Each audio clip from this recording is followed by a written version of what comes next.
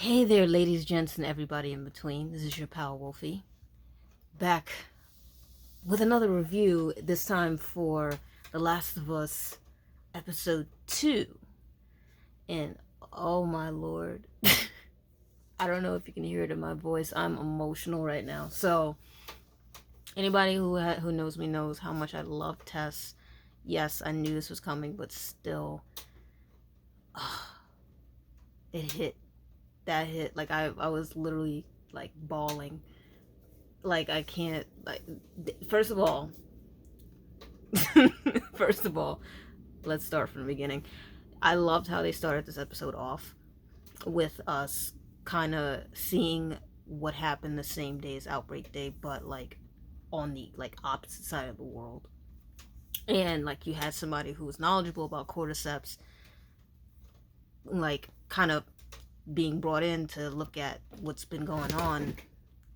Like I like their first, like Indonesia's first instance of the outbreak, and the fact that she said she went from 0 to 10 quick. She said bomb the city, just bomb the city. She was like, with me in it, I'm gonna go back to my family, to peace. We all gonna die. I'm like, first of all, respect her gangster for that. But damn, like, if that didn't set the goddamn tone for the episode, I don't know what could have. But I absolutely, okay, so I really loved this episode. First of all, I actually loved it even more than the first episode. So the fact that they kind of like they mixed in some things that happened later in the game and earlier in the game. I like that they mix it up, like when Tess, Ellie, and Joel walked through the hotel. That hotel part was in like the much later part of the game, and it was only Joel and Ellie for that. The fact they added Tess to it too was cool, and that they had the water portion there too. So like the water portion was actually when they were in like leading up to the Capitol building in the game, but now it's in the hotel. So they mixed in like a bunch of things from later in the game and earlier in the game, and I like that they did that. Like it makes it its own new fresh take kind of a thing, and I like that they made this kind of like a they made this episode was more horror. I'll definitely say that this was a more horror kind of episode, because in the game all of that portion was ducking and gunfights, and trying to hide from the fucking I think it was Fedra who was chasing them. So like no, none of that. It was just quiet moments of them talking. You know, you had that nice little moment where Ellie and Joel are just shooting the shit, and yo, Ellie Bella is fucking perfect as Ellie. I swear to God, she's hysterical. I'm over here dying on a lot of her parts, and I love it because that's how Ellie is in the game. She's hysterical. Like she acts like an asshole, but she's funny about it, and I love that. But anyway, um, and so like the mixture of the scenes leading up to like that, what is it, what is the building leading up to the museum, there you go. So yeah, when they're in the museum, like that whole lead up to the museum, I really liked how they did that, and the fact that you got to see like the infected in a new way. So the way that they're doing the infected versus how they do it in the video game, I'm feeling it. So it's like they got these little tentacle things that keep them all connected, and it's like I'm like, because of the way that they have it set up, I'm like, I'm guessing like no matter how far spread out the infected are, as long as that those tentacles of connection in the plant life is there, they can sense what's happening with each other. And I think that's really fucking cool. Like I never would have thought to do something like that. That like it's this whole network system. I think that's pretty fucking dope. And it brings in like a lot of like horror elements to it, because now if you're in an area where that like those tentacle things exist and you kill somebody, and then that person dies, it reacts, and then like in the episode, and then there's like a fucking group of them nearby. Oh shit. Like, I never would have thought of that being a thing, and that is fucking crazy. Um, but I'm jumping around, I'm rambling, I don't care, because this shit had me all over the fucking place in like the best way. So I really enjoyed this episode. But another like really fun part that had me like laughing was like, so Ellie can't swim in the first game. And so that whole part with the hotel, that's how you learn about her not being able to swim. And just the way that she was trying to like make fun of the whole situation, and then she ends up getting scared by a goddamn like long dead skeleton. That shit had me. I was weak. I was kind of weak on that. That shit had me dying.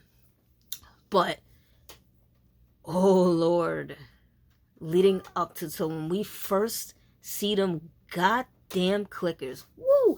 Can I just say the clickers look fantastic in this damn show. They look, oh my Lord, the fucking the effects, the body art. I don't know how the hell they doing it. Naughty Dog magic, but like it's incredible how they look. And I like we saw like the quick preview of it like in the trailer, but to actually see it, and then you see like two different kind of forms of it. So you have like the one that has like the kind of the orange and yellow aesthetic to it, and you have the one that is more like with his head split. And she had mentioned about like Ellie had mentioned about hearing stories about a monster that comes at you with his head split open, and she thought it might have been like far-fetched, and but then to see it, that shit had it was whew. And I remember that in the game. Like I remember in the museum, you fight like I think like 4 or 5 of them, and I think they only, if I'm not mistaken, they only fought like 2. I think it was only 2, but but like that shit was intense. And because like Ellie doesn't really have the knowledge about these creatures, she's like freaking out, like holy fuck. She had, from what I understand in this, she's only ever seen the runners. So to come in contact with the clickers for the first time, that shit, I would have died. So if she did better than me, I would have died. So that entire scene inside the fucking museum, the entire fight scene, the having them crouch, hiding behind the fucking displays, I'm like click, like I'm already in the game. Like I remember doing this shit, like trying to crouch behind and not get spotted by the clickers, and then trying to get behind them to shiv them. Like that's my brain was right there. I was right there with that scene. And I love that. Like they did it a little bit new as far as getting introduced to the clickers, or rather Ellie getting introduced to the clickers for the first time. It's completely new because before in the game it's in an office building that's leaned down. But they just did a fantastic fucking job. I was totally there for it. They had me like this, nail biting, like holy shit. Like even though I know what's gonna happen, and it didn't change anything. It still kept me amped up. It still kept me in the fucking moment. Like spot on fucking job. And I forgot to mention this, my boy Neil fucking Druckmann, genius himself, is directing this fucking episode. And he did, as always, a fantastic fucking job. This episode was fucking awesome. This episode was fucking awesome. 1,000 times better than the first episode. But, ramping up, the final moments of the episode hit me. Like where everybody gets hit with Sarah's death, it does nothing for me. But the death of Tess, the death of Tess, that shit hit me. Like I said it in the beginning, but for real, like I can't stress to you how much that shit hits me, because I fucking, like, in the game, I was in love with Tess, and like in the first 5 seconds of meeting her, in my head I'm like, I hope we kill the guy off so I can play as her. And it went in the opposite direction, unfortunately. And of course that meant that she had to die in this show as well, but I was kind of really hoping, that they would like give us 2 full episodes with her. And I mean, technically we did, but I'm like, give me like half a season with her. Like, Anna Torv, she did a absolute excellent fucking job. And then they had majority of that scene of where Tess dies in the game. They had majority of the lines. They recited it, and when she said our luck had to finally run out,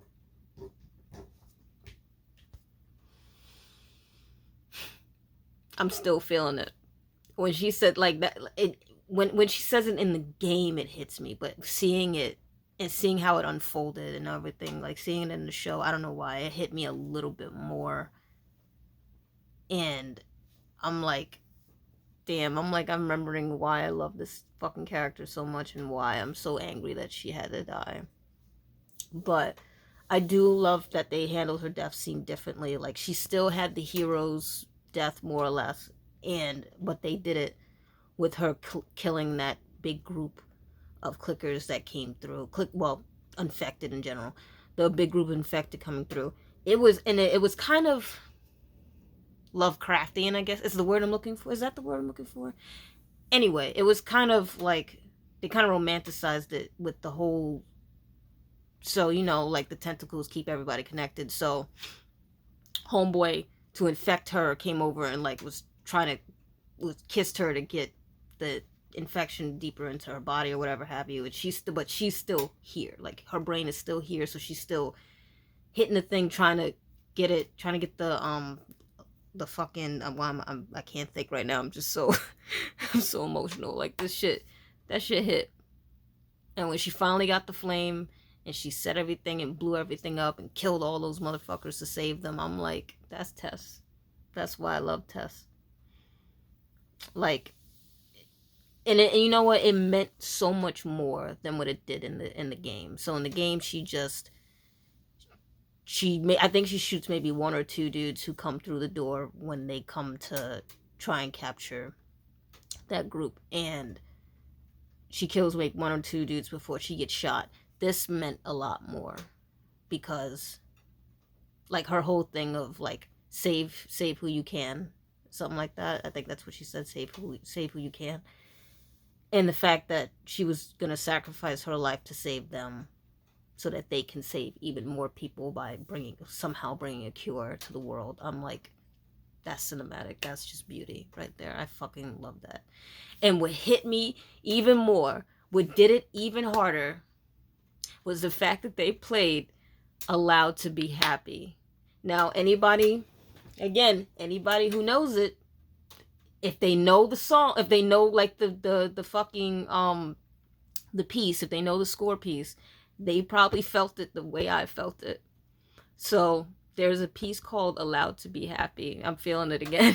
There's a piece called Allowed to Be Happy in The Last of Us Part 2. And it's the most beautiful fucking piece on the entire soundtrack. In my opinion, the most beautiful piece in the entirety of the series. And they played that for her, and it hit. That shit hit so fucking hard. Like, that. She deserved that. She definitely deserved that. That was a beautiful send-off. But my fangirling aside, I loved this episode. I had such a great time with this episode. I loved it 10 times more than the first one. Miss you, Tess, forever. I really just want to play the game again, just so that I can play through the parts with her again, and then and I'm definitely gonna rewatch this episode again, because that's what I did with the first one. I rewatched it like 2 more times after, and I'm probably gonna rewatch this one even more. This one was a 10 out of 10. This one was hands down 10 out of 10. I love this episode so fucking much, and I'm so excited for the next episode, because then my boy Bill is coming into the fold, and I fucking love Bill. Like, there aren't a lot of male characters in The Last of Us that I actually like, but Bill is most definitely one of them, and I can't wait. My boy, what's his name? Why am I blanking on his name?